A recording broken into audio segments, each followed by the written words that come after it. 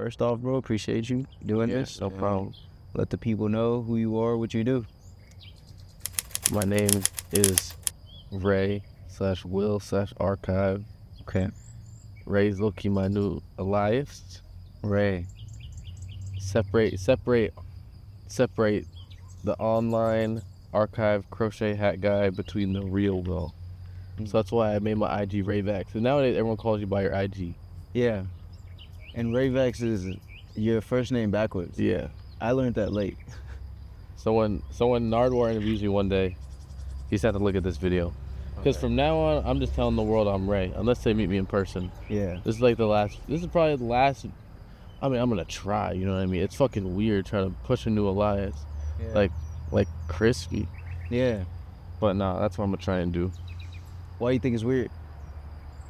Because at the end of the day, bro, people online, they only know you for what you push and what you're known for. And if you have some sort of audience, like you have some sort of name to yourself, they're just going to look at you as the videographer, director. They're going to look at you as the crochet hat guy. They're going to look at you for the rapper you are. They're not going to even consider you're a normal person. Yeah. Which is not a bad thing, but it's just inherently how people are. So it's like, I want to separate that until people meet me in person. So if someone knows me as Ray and I say I'm Ray on the internet, blah, blah, if I meet them in person, I'll be like, yeah, I'm Will, nice to meet you. So they know I'm not Ray, I'm actually Will, you know? Okay, like a separation thing. Yeah, so when they come up to me, they're not calling me Ray.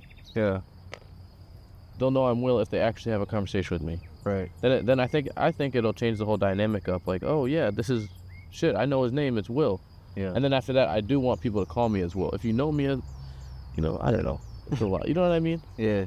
It's a lot. You feel like you were forced the alias card, or you knew it was? No, I chose it. Yeah. I chose it because also, bro, on the internet, bro, people troll you, and I don't want someone to troll me knowing my real name.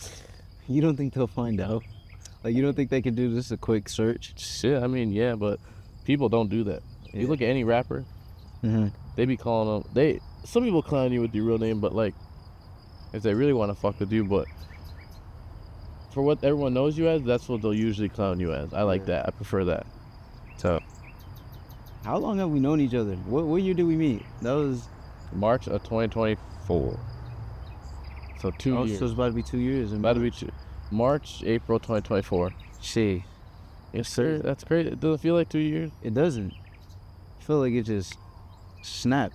Yeah. Bull. I literally remember I was road managing. I was like tour managing, and you had hit the venue up with these hats, and I saw the page and I was like, damn, these hats are sick. And then I think at that point you had like somewhat of a bit of a buzz. Yeah. And I was like, oh yeah, this is fire. So we know each other for 2 years. Wait, how long have we been dating? Cut that out. No, what the fuck? Nah, that'll stay in this one. But yeah, damn, 2 years. That's crazy. Yeah. How much has shit changed for you in 2 years?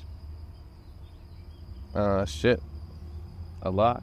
Yeah. But everything's relative. Mm-hmm.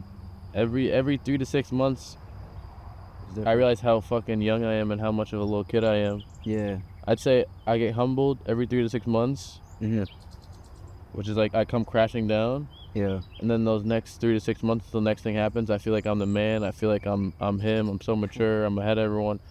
Then right back, square one, which is good. Yeah. Cause like, you know, feel like the man, crash down.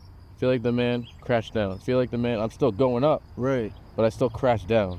Right. But I'm still growing. So like the person I am now is so much higher than the person I was 2 years ago when it comes to maturity. Yeah. When it comes to like dealing with the sauce, when it comes to everything, every aspect that every human has to deal with.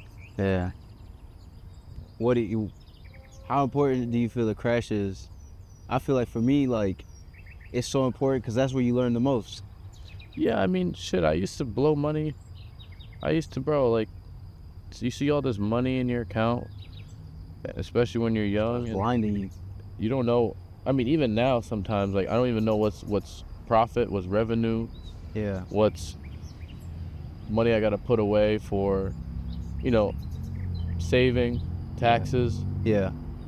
I have a general idea and I have a better idea as I did before, but it's still super hard to manage your money when you're putting it all back into the business. Right. And that was one thing that I dealt with when I guess like when you get the sauce, it's so easy to get lost in it. I got lost in the sauce when it came to the money aspect. And then finally, bro, like I'd say like, you know, at one point recently I wasn't making any money. And then I was like, shit, I gotta stretch every dollar. Yeah. And now that I feel like I am making a lot of money now again, like now I know. Now I know in money terms, I'm no longer lost in the sauce. Right. Like I'm very picky about like how I spend money now on certain things compared to before. Like shit, like before I would just spend, let's say hypothetically, I'd spend like $300 on pants like it was nothing, right? Yeah. And that's like, some people that's chill, that's blah blah blah. Now I'm a lot more skeptical if I spend $300 on pants. I'm like, why should I buy these pants? Is there like anything cool about these pants you need that makes you want to buy them? Yeah. Can I sell them after I buy them? A lot of the times before, for shit like that, I was like, shit, I got the money, so who cares? Let me buy it and make it back. Or, you know, I brought 6 people to Hong Kong last year for Complex Con. Now I'm only bringing 3. You know, bringing what you need. Bringing what I need. Figuring out what you need. My pop-ups, I did 2 pop-ups, one in LA, one in New York City, and I just use other stores. I save a lot of money compared to, you know, on my pop-ups before, I always just rented out my own space. So I'm figuring out when it, you know, now I know when's the right time to spend money and what are the right things to spend money on, when you should be frugal, when you shouldn't be. Yeah, stuff like that. That's a big lesson, bro. I learned the hard way too. Like when I was seeing money, I'm like, yeah, I just spend it all. But then it's like, I feel like you definitely need to you need to lose it all to realize like, okay, like those are the best lessons, bro. Yeah, because every time I fuck up badly, I have to really think, okay, how do I come out of this? Exactly. And every time, the reason why I started wholesale selling my products to stores and really caring about it was because I was making no money. Yeah. The reason why I started developing UGC content and building out that whole like system when it comes to ads, because UGC is the future, was because I was making no money. Yeah. And now those are just 2 examples where now I'm so much better off than I was before. So it took that dip, it took that downfall for me to come back even harder, which is I'm always like, 1, pressure makes diamonds, and 2, like, shit, it's a good thing when you fuck up. So you appreciate the downfalls? Hell yeah, every time something bad happens, something good happens to make up for it. Like, as long as I stay motivated, as long as I like follow teachings of like God, and then also as long as I'm not like too emotional and I don't take it too much to the heart. Yeah. And I just think like, I think about the fact that it's never like you can't wait for the opportunity. It's never like you have to create it. You have to create your opportunity to shine. It's never like, no one ever has a time to shine. No one ever is like, a big break, you have to create your big break. You'll never get it 100% unless you create it for yourself. It's like winning the lottery. Yeah. Like the chances of it are like extremely slim. Yeah, you can't. You got to make your opportunity. It's never gonna come to you. That's a big one I learned. Is like, I feel like because I learned sales so young, like closed mouths never get fed was like so instilled. Yeah. That like anytime, like I don't know if you've noticed, but like anytime we move or like be around people, like I always make sure that I create the opportunity for it to like be fruitful later, you know? Yeah, and what I learned when it comes to stuff like that is, at the end of the day, it's hustling. Like I'm a hustler, 100%. You're a hustler. Yeah. But I learned never hustle for money, hustle for opportunity. Yeah. When you hustle for money, you're kind of stooping down pretty low. You're trying to make a quick buck. Right. Which it's not sustainable. I'll say, like, if you really need money, maybe you should hustle that quick buck. Yeah. But shit, I'm in a good position where now it's like hustle for opportunity, because that quick buck isn't going to last you a long time. The opportunity is what's going to last you in eternity, you know? Those are the seeds you plant. Yeah, exactly. The seeds I plant. And also, yeah, maybe a customer, maybe I messed up an order, a customer got a defective hat. Yeah. If they want a refund, I'm going to give them the refund. If they want a replacement, I'm going to give them a replacement and an extra hat because they decided not to ask for a refund. It's like, right. I don't need to try and squeeze every dollar out in those types of situations. Yeah. because that's a big thing for clothing brand owners. Like I hear all these stories where people want returns and stuff.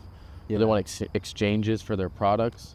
Is there like any protection on that on Shopify? I know for me, I have it set up to where like I have like a dispute protection. If anyone, it's like an insurance. Like if anyone tries to dispute, I have a certain amount that's protected. No, yeah, there's stuff you can do when it comes to that, but like shit, like there's, I'm gonna try and make it as,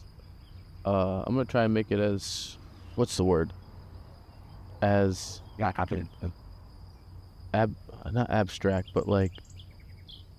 Basically, I'm going to tell a story and not expose the person I'm telling a story about.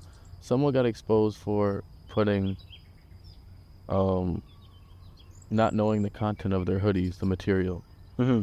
And it's like, you kind of messed up, bro, because you preach that you care so much about quality, but then the one thing that is like your value proposition on your clothes, you don't follow through on. Yeah. And giving a discount to people on their next order, instead of giving them a partial refund or an exchange or something, you're like asking for more money for your. You're not. That's not right. You're almost you hustled them at the end of the day. Right. You hustled them.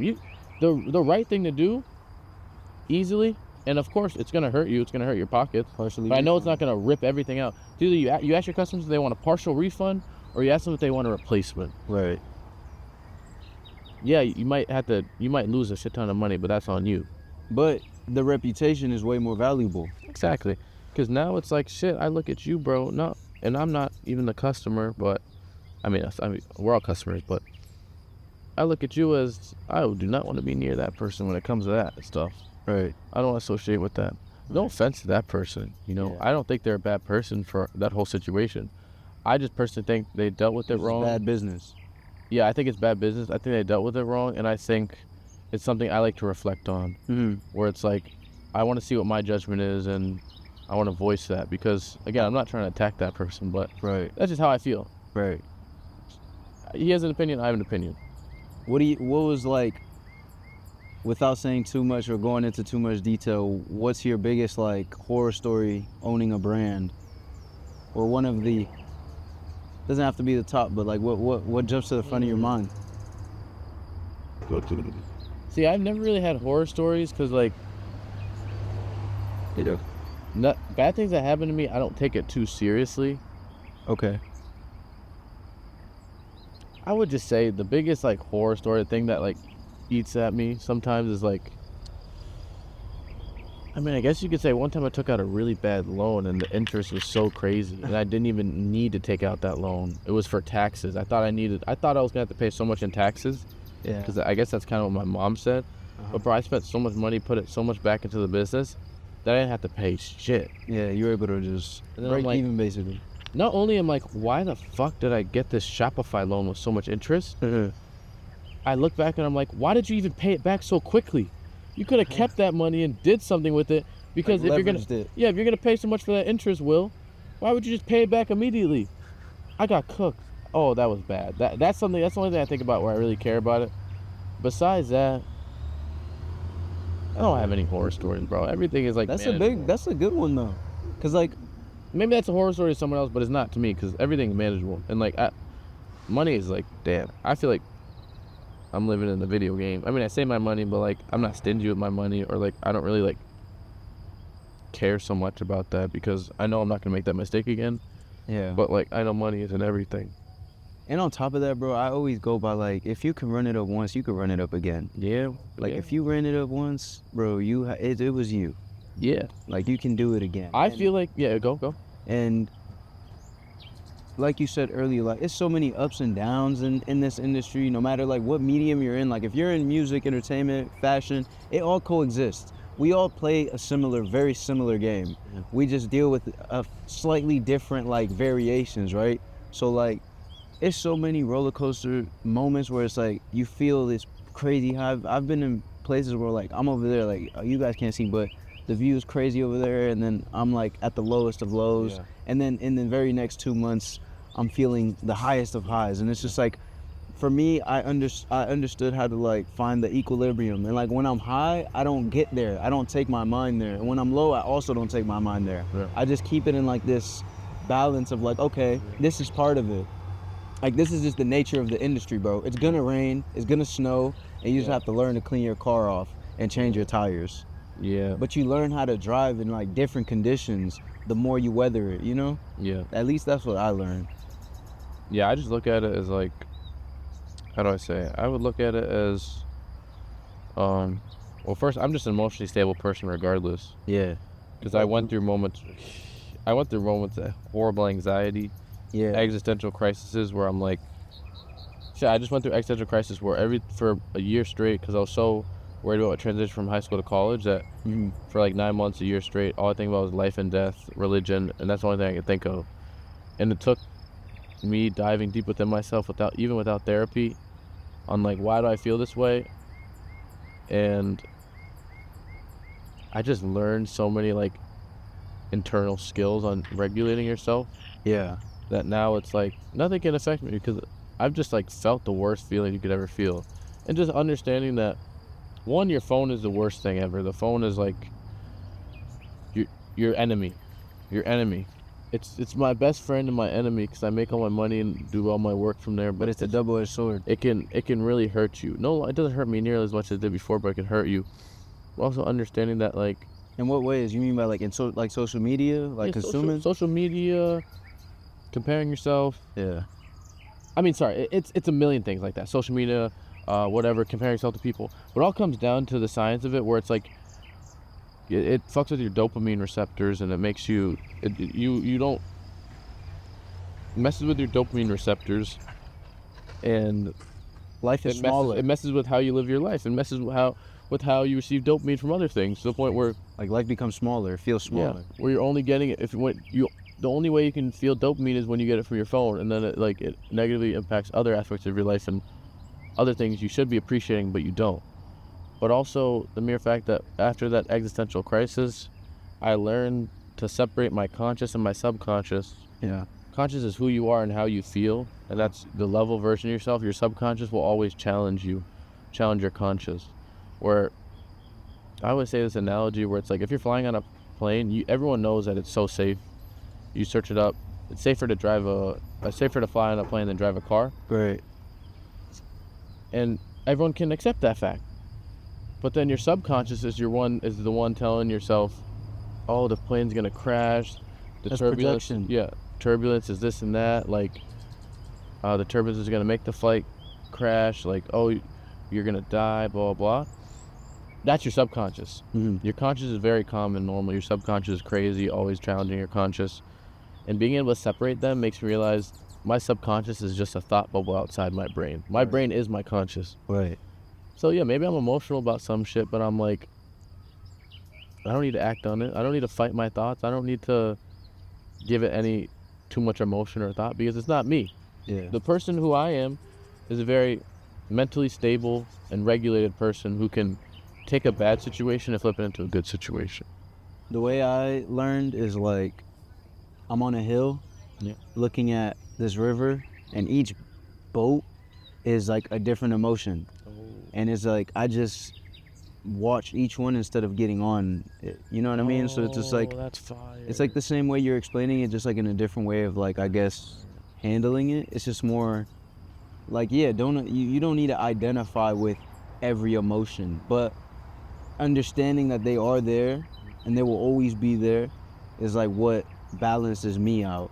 But always visualizing it like that, like when I get super mad or sad, or I just envision myself watching the boat, which is the feeling, just pass by. And the tide might not, the current might not be that fast this time, and you may have to look at it for a few, a lot longer than this one, but they'll always pass. Yeah. And they'll always be there. It's infinite. Yeah. But it's good that like you've been able to like manage and balance yourself out during like those like different types of situations. How hard was that like to learn? Like, did it take all of the messed up things to happen for that to happen? Or Yeah, it was the hardest part. That was like, that's a big thing super to learn. scary, where it's almost like every single day you feel like you're going crazy. Yeah. But then it's just like, I don't know, you take it day by day, you keep yourself busy. Mm-hmm. You have the right people around you. Like, I had a very nice girlfriend at that time, that if I didn't have her, I probably would have been a lot worse. Yeah. And just understand that God puts you in that position, that horrible position, To for make a you reason, better. to make you grow. But He also isn't gonna put you in that position and leave you alone. Like there's specific people, there's support systems you have. There's like people He's gonna plop into your life on your journey that are signs and that Very are intentional. intentional people that, you know, it takes a lot. It takes a lot from you. God's not gonna do all the work, but it takes a lot from you to be wise and to look back on these things and Like, have discernment. have discernment and figure out what was this lesson, what am I supposed to take from it. Yeah. Because you always gotta reflect. Reflecting is the biggest thing. Reflect on it in an unbiased way, so that, I don't know, you know what it meant and what it means in the future. It's funny because, like, I feel like I went through the same thing at 21. Because at 21, I moved to New York. I was trapped in this small room. It was like the best and worst time of my life. The worst because I did what everyone felt was like completely wrong, and then the best because I felt like so liberated, right? So I was just like, I finally made my own decision. Yeah. But everyone spoke against it. Like, it was completely wrong. It was COVID. I moved to New York in the height of the pandemic. If you remember, And you dropped out. and I dropped out of school, which is like, and I'm practically almost on a full ride. I didn't pay. I paid maybe like a tenth or even just a little more than what you would normally pay to attend the school I went to. But saying that to say, like, I went through like this identity existential, like, am I doing the right thing? Is this right? And then all of these emotions helped me like ground myself. Oh yeah. And I never went out. I made 0 friends. Dang, yeah. And I was just stuck in this room. And it was so important to like the journey, bro, like character development wise. And it's like really important to learn that anything that happens is literally just a part of your journey. And if you identify with it, it'll take over 100%. It'll completely take over your life. Yeah, oh yeah. And you won't be able to manage, because we were talking about this other day. Your problems are gonna get way worse. Yeah. You're gonna be able to tolerate it way better. Like, you've already been through this. They're gonna get way worse, and then your biggest blessings are gonna be even bigger. Yeah. And it's just the fact that you've gone through the process of like feeling all of those emotions is what will like level you out ultimately. Shit, it's like a video game. 100%. Shit, the bosses get harder, Yes. but you get better. Your character levels up. And the game is boring with cheat codes, bro. It's good to go through the problems, because when you beat the mission, it feels way better. It feels way better. You don't want cheat codes. You don't want to speed run life with OnlyFans. Yeah, you don't need shortcuts. Yeah. You don't need shortcuts and all this other stuff. But I want to go back to the dopamine thing you were talking about. For me, let me know how you experienced it, but I got in the game, right, and I saw so much, and I've been around so many people, and like you're saying, like, it feels fake. It feels like a video game. Like I'm literally in the algorithm. And bro, it's very hard to like feel excited a lot of the times when I'm in these rooms or at in these places where I'm like, damn, a few years ago I would have like killed to be in this position. Like, how does that story go for you? Like, with the numbness to like, okay, like, you once envisioned being with your favorite rapper, and then now you're chilling with them on a day-to-day, or... Well, it's just all relative, because all that shit is so superficial. Like, your favorite rapper is a normal person just like you, and at the end of the day, when you start hanging out with them, you know, we're all human beings, and we all have this genetic makeup, and it's just like, yes, they're a famous rapper, but it's just a human. Mm-hmm. You know, you can like idolize these people. You can idolize money. It's just a piece of paper. You can idolize a rapper. It's just a human. Right. All those things get so old once you have it. When it's all bountiful, that it doesn't matter, because everything in life becomes very relative. Yeah. The person walking wants a bike. The person biking wants a car. The person who has a car wants a Rolls Royce. The person with the Rolls Royce wants a private jet. Exactly. The one thing that never gets old, though, is meeting new people and helping people. You know, because that feeling is just like... That's the human, like, that's the heart. That's what everyone desires. Love. Humans desire to feel emotions. Yeah. Happiness, sadness. Yeah. Laughter, all those things. And usually those things come down to natural human-to-human interaction. So what I realize is, I mainly realized this through traveling. Being able to travel to all these places. Makes you modest. It makes you small, too. It makes you realize... We're not It makes you realize, like... Well, no. It makes you realize, like, damn. I casually take a trip to somewhere, which would be someone's yearly vacation. Yeah. I could travel it casually. I got so many things at such a young age where for some people, I beat the game at, like, 20. And then I realized, like, holy shit, like, now that I did this, like... What's next? What's next? And there's not much next. The things that are next are very relative. Like, yeah, like, shit, what's the difference between flying a private jet and on a normal plane? Like, what, you get a little more room? But then I realize when I'm traveling, Well, oh the my jet God. is faster. Way faster. Yeah. But That's why they buy the time like that. But I'm like, no, I love meeting people on that trip. I love learning about cultures. I love helping people. I love talking to people. Yeah. That's the type of feeling that never got old. So I'm like, damn, like, all this other shit doesn't really matter, Yeah. That's what will make you really happy at the end of the day. Yeah. That's what makes you, and having all the money and success is a safety net, which I'm thankful to have. That makes it easy for me to talk to people, meet people, travel, and help people. Yeah. That's pretty much how I view the dopamine thing. I can relate to that. Like, the only good I get, well, not only that's kind of dark, but the best feeling is being able to help and, like, being able to, like, take someone somewhere and treat them and be in a position to. Because for me, that's what it's all about at the end of the day. At least for me, it's like, I'm doing this for my family and for my friends. The people that I keep close, it's like, for me to be able to give them that experience that maybe someone is missing out on, and you get the best feeling out of that. And I feel like you said, it definitely does bring you back to the human thing. But, like, honestly, bro, like, what I realize is, like, when we're talking about the boss battles in life and how it gets harder, like, if you could put a dollar amount to these things where it's like, literally, the more money you have, the more problems you have, and it doesn't stop. It gets worse and worse and worse and It gets worse bad. and worse. Like, It gets really you can bad. imagine, like, I feel like there's some sort of ratio. Like, let's say it's a 5-to-1 ratio.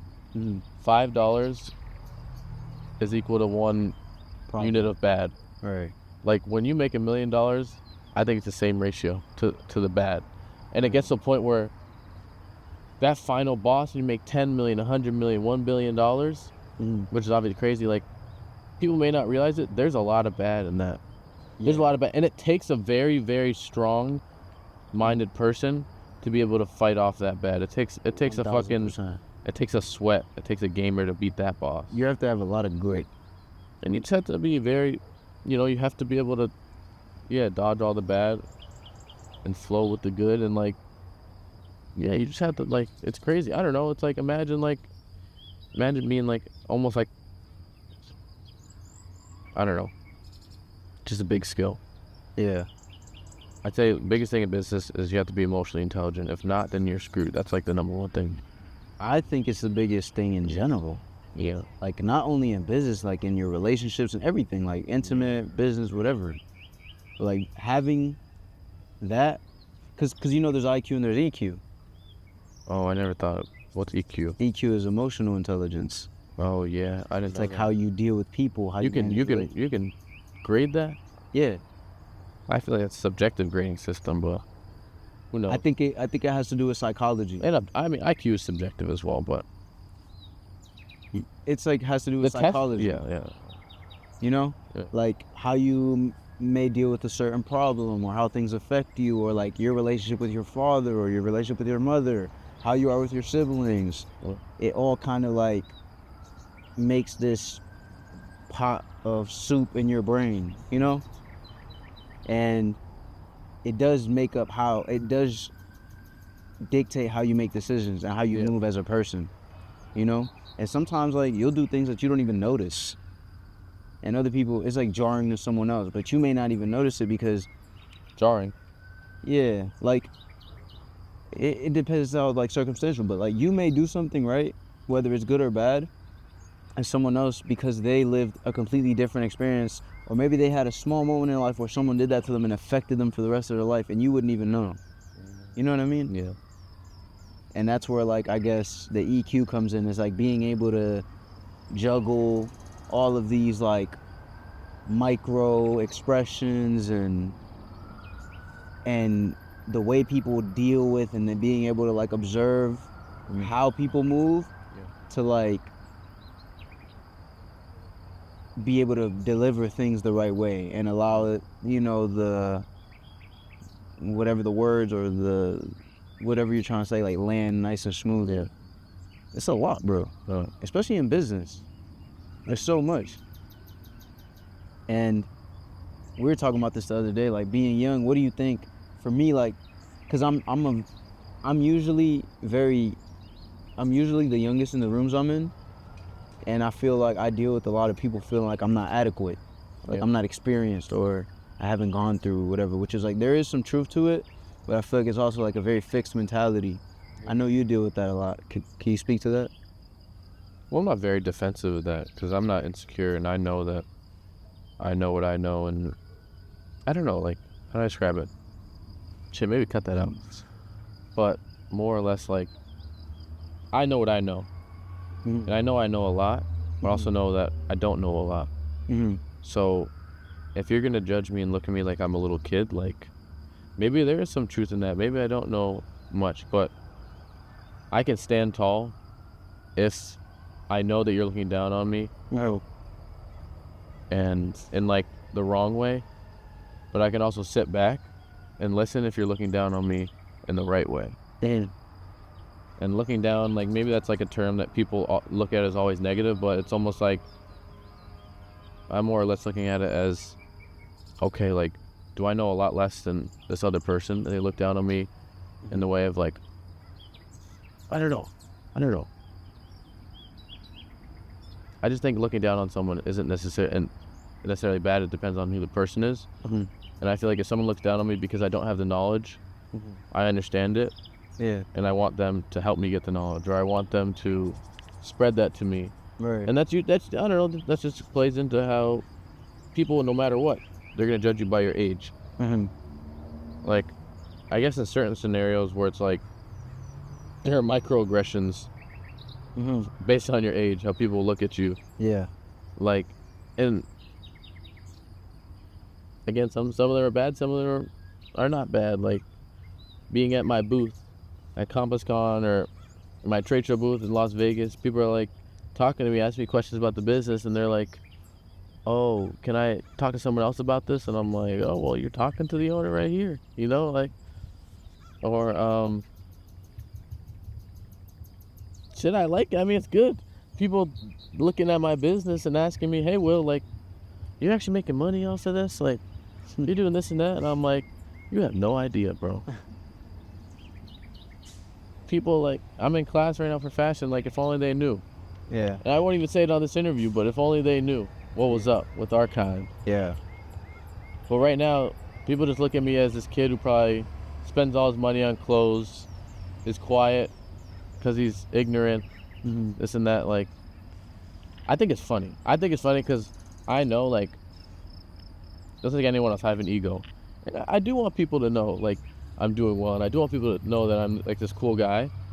I won't try and rip that out of someone, but I know that when you're humble and you're chill and you're just, like, you don't try and force it down people's throats, it hits people way harder.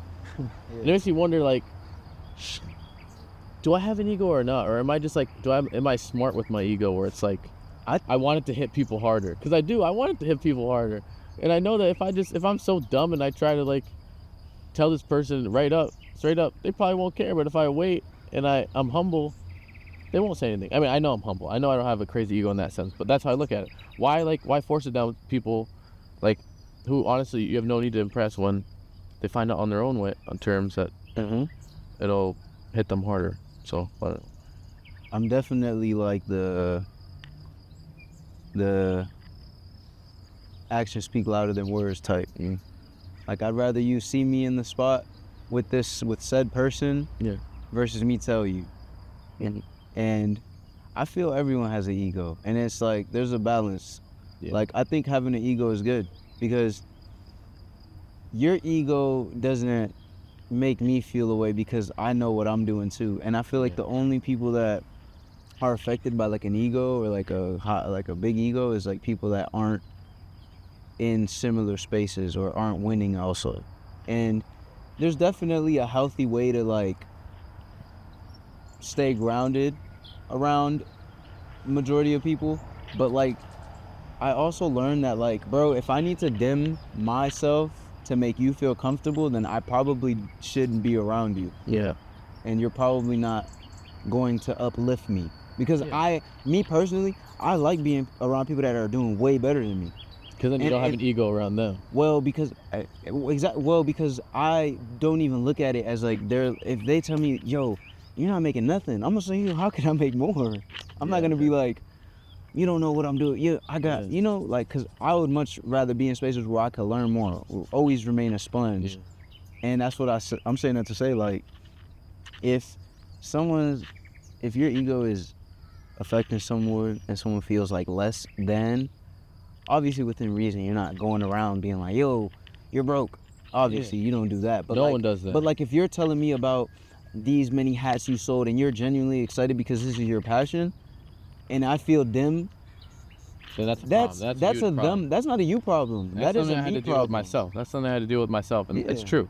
Like as a friend, as someone who also wins, I should feel happy. Okay, bro, that's lit, bro. Like how are you gonna sell double? How are you gonna sell triple? It's because it depends who you're talking to. Because if you tell someone who has no money that you made $1 million off of hats, they're gonna feel so jealous, envious, and maybe you shouldn't tell them. But if you're talking to someone who has $10 million in the bank, you tell them, they're gonna be like, oh, wow, that's great. Oh, that's great. How did you do it? They're gonna ask you all these questions, and be happy for you. Exactly. If you have, and they'll give you advice too. If you own a small house and you own 100 jackets, you're a hoarder. But if you own a mansion, you have 100 jackets, you just have 100 jackets, and they can fit in your walk-in closet. Right. So it's always like, it just depends what room you're talking to or what circumstance you're in, because what is perceived as bad in one lifetime or in one room is totally fine, okay, great, in another lifetime in another room. Right. Yeah, that's what I did. Yeah, 100 jackets. That's when I realized, like, shit, I'm not messy. I realized I'm really not messy and disorganized. I just have so much shit and I don't have enough room for it. You know? And then when I finally got the room, I'm like, thank God, my thoughts are all there. Now I can organize all my stuff. But yeah, that's what I think. Yeah. And you took a different path than a lot of people would have taken if they were in your shoes. You stayed in school. I dropped out, but I didn't get the success and then drop out. I dropped out and then got the success. Yeah, which I think is horrible. What I did? Yeah. Why he say that? It's like, damn, bro, like, you could have done everything.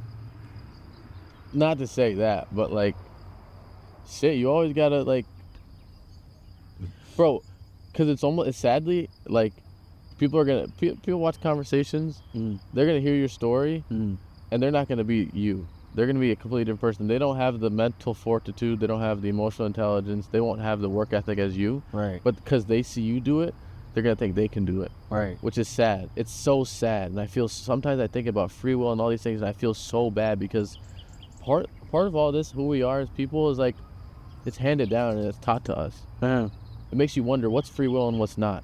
Like, and sadly, like, your position, bro, you could probably count, bro, people in your position, like, who've made it and became successful.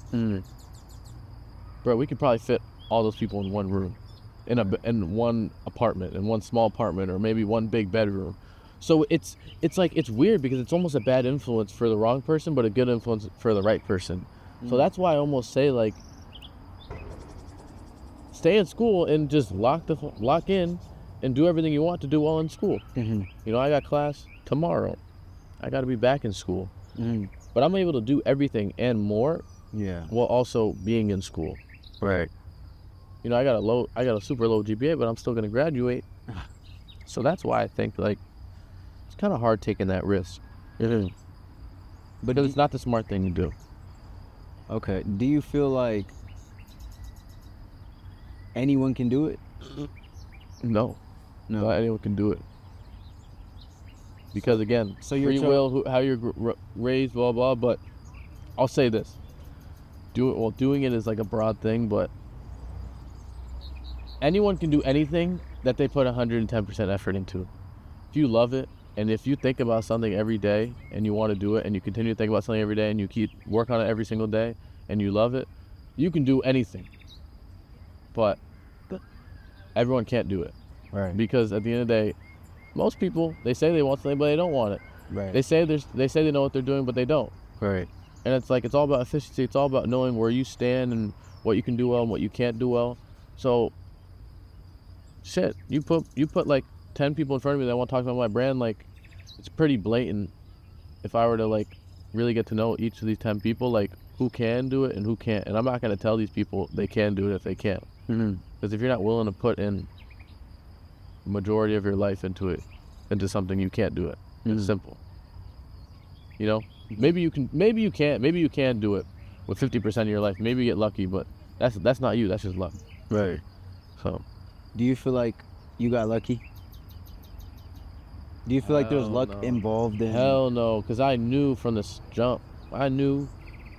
So you don't think there are moments? Because me, I feel like I've got very lucky in multiple parts.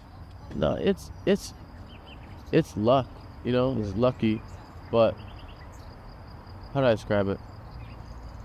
Because me, I've gotten lucky like so many times, like even like with a money thing or like being able to like get a certain opportunity or meeting a certain person, perfect place, perfect time, like. Truthfully, bro, shit, I've gotten lucky, and I used to think like that, like, damn, like, what would happen if Kai Cenat never wore my hat and basically changed my life overnight? But if it wasn't Kai, it would have been someone else if I kept going at it. Yeah. So, because there are moments that I missed out on. I had big collaborations set up. I had big meetings, like famous people that's supposed to wear my shit that never wore it. Yeah. Those are my Kai Cenat moments. Right.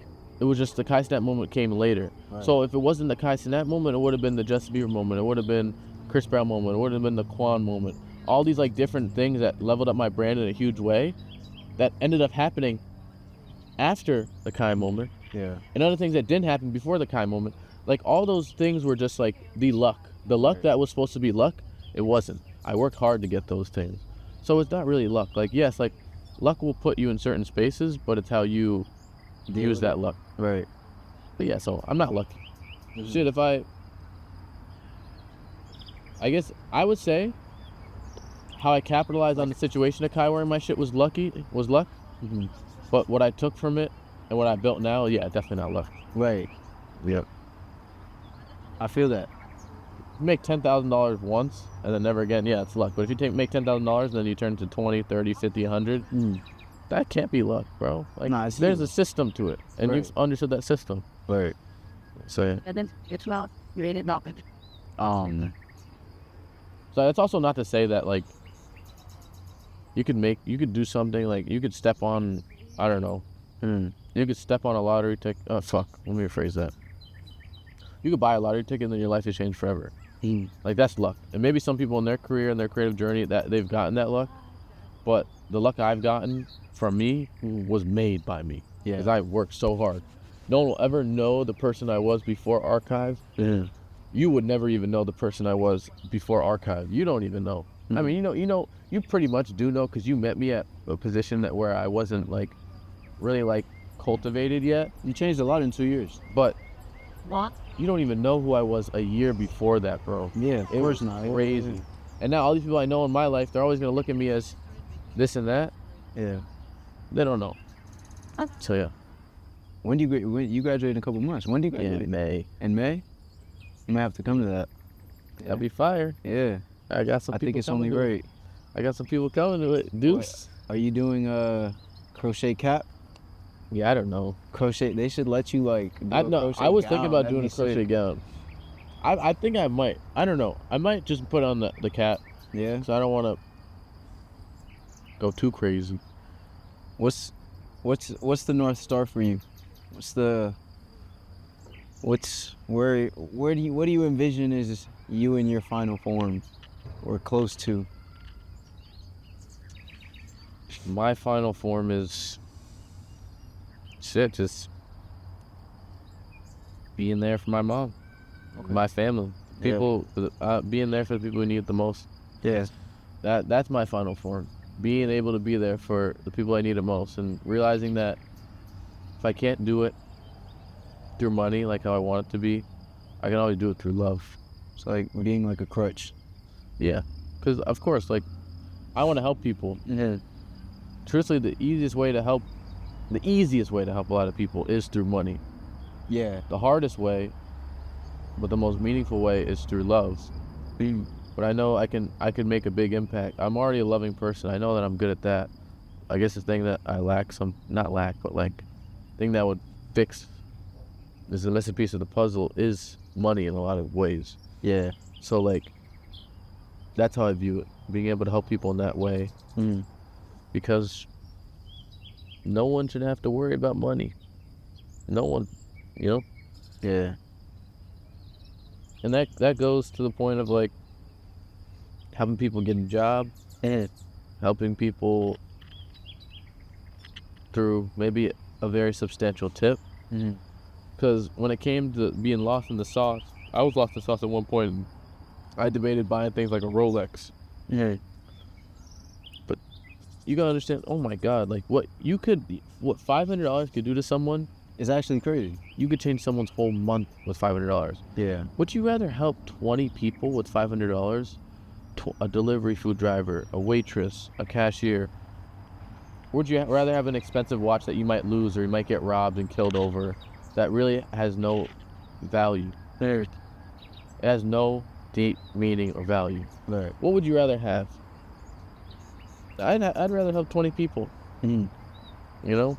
So your North Star is being able to just help. Like, yeah, almost practicing like philanthropy. And truthfully, it's through money. 100%. No, money is a big. That's why I work. difference That's maker. why I work so hard. I wouldn't work so hard if it wasn't for the money. Yeah. Same. But I do it for the right reasons. I know that I do it for the reason of helping people. I'm not trying to be stingy and trying to hold money against people. Like, yeah.